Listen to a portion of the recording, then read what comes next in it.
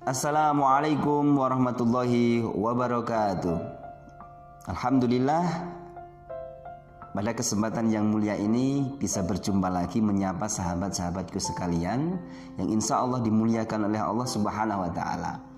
Pada kesempatan yang mulia ini melanjutkan tema-tema sebelumnya. Ada beberapa tema yang sebelumnya sebenarnya belum selesai, yakni terkait dengan masalah doa. Rasulullah Shallallahu Alaihi Wasallam bersabda, salah da'awat mustajabat la syakka fihinna da'watul madlum wa da'watul musafir wa da'watul walidi ala waladih. Jadi ada 3 doa yang mustajab, yang mudah dikabulkan oleh Allah Subhanahu wa Ta'ala. La syakka fihinna, tidak ada keraguan di dalamnya, pasti dikabulkan oleh Allah Subhanahu wa Ta'ala.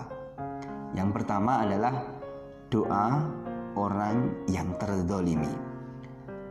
Nah, video ini fokus membahas terkait masalah doa orang yang terzalimi, da'watul madlum, doanya orang-orang yang dizalimi.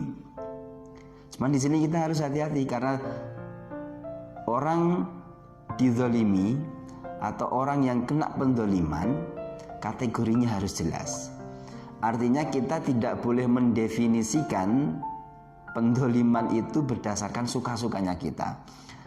Nanti kan karena kita tahu nih doa orang yang terzalimi mudah dikabulkan, nah kemudian kita seenaknya sendiri ya, tidak sengaja kelempar pulpen temannya. Wah, saya didolimi, kemudian berdoa. Bukan demikian. Jadi ada kejelasan tentang kategori orang yang didolimi dalam hadis ini.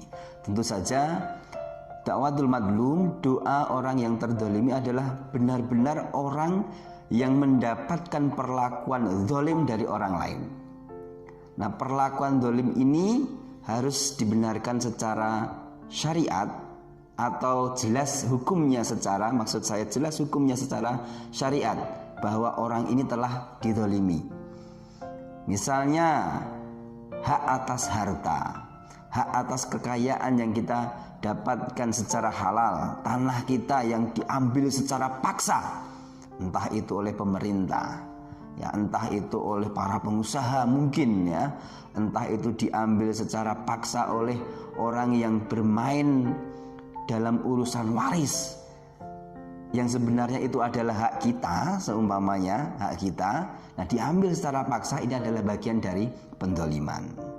Juga ada penzaliman yang berbentuk menyakiti secara fisik.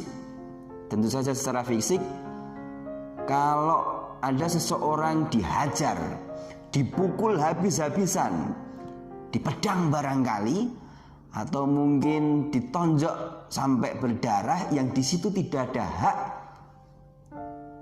orang itu disakiti, ya, secara hukum tidak dibenarkan orang itu dipukuli, maka kalau itu terjadi itu adalah bagian dari penzaliman secara fisik.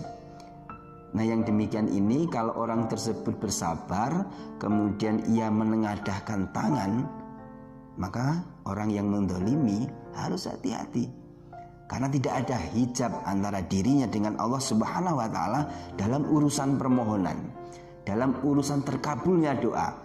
Kalau saat itu ia minta A, sebab posisinya sebagai orang yang terzalimi, maka bagi Allah akan mudah untuk diberikan atau diijabah A yang dia minta tadi.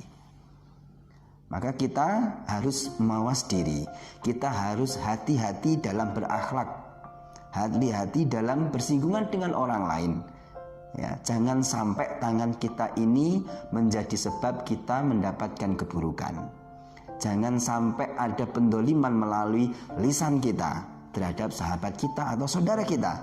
Jangan sampai kekuatan kita menjadi sebab penzaliman bagi tetangga kita, keluarga kita, sahabat kita. Kalau sampai itu terjadi dan kemudian orang yang kita zalimi tadi berdoa, maka kita harus khawatir Sekali lagi, tidak ada hijab antara orang yang didolimi dengan Allah Subhanahu wa Ta'ala dalam urusan permohonan. Namun kalau kita dalam kondisi terdolimi, kita secara syar'i benar kita dalam posisi terdolimi, maka kita pun harus cerdas dalam bermohon kepada Allah Subhanahu wa Ta'ala. Normatifnya orang kalau mendapatkan pendoliman, maka biasanya ia akan mengajukan permohonan buruk untuk orang yang mendolimi. Biasanya demikian. Orang yang merasa dirinya didolimi kemudian memanfaatkan doanya, umumnya kebanyakan orang itu adalah mengajukan proposal atau permohonan doa agar orang yang mendolimi tadi mendapatkan keburukan yang sama atau mungkin lebih parah. Nah, karena kita orang yang beriman, kalau kita mendapatkan perlakuan buruk, entah itu dari pemerintah seumpamanya, entah itu dari tetangga, entah itu dari orang lain yang itu masuk kategori pendoliman, maka kita upayakan doa-doa yang muncul dari mulut kita, dari lisan kita adalah doa-doa kebaikan. Kalau kita mampu, itu lebih utama, karena sunnahnya yang disampaikan oleh Rasulullah membalasi keburukan orang lain dengan kemuliaan akhlak, membalasi sakit yang diberikan orang lain dengan balasan yang lebih memuliakan.